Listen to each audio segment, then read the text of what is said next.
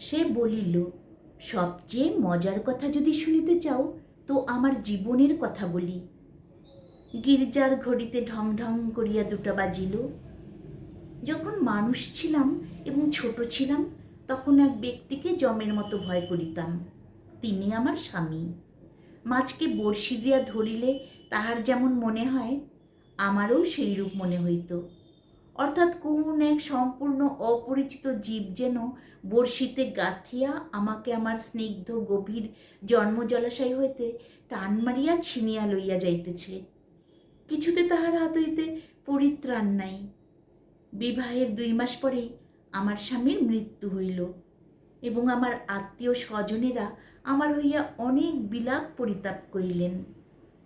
আমার শ্বশুর অনেকগুলি লক্ষণ মিলাইয়া দেখিয়া শাশুড়িকে কহিলেন, শাস্ত্রে যাহাকে বলে বিষকন্যা, এ মেয়েটি তাই। সে কথা আমার স্পষ্ট মনে আছে। শুনিতেছ? কেমন লাগিতেছে? আমি বলিলাম, বেশ, গল্পের আরম্ভটি বেশ মজার। তবে শোনো। আনন্দে বাপের বাড়ি ফিরিয়া আসিলাম। ক্রমে বয়স বাড়িতে লাগিল। লোকে আমার কাছে লুকাইতে চেষ্টা করিত, কিন্তু আমি নিজে বেশ জানিতাম আমার মতো রূপসী এমন যেখানে সেখানে পাওয়া যায় না। তোমার কি মনে হয়?